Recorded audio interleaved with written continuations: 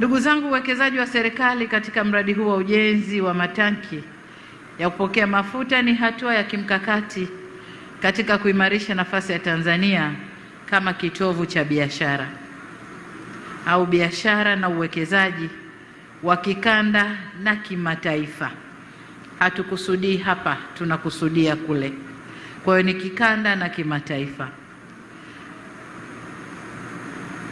Vile vile ni uthibitisho kuwa kama taifa tumeamua kujiandaa kutumia kikamilifu jiografia ya nchi yetu kama lengo kuu au lango kuu la kuhudumia nchi zisizo na bahari au nchi zilizounganishwa na nchi zenye malango ya bahari.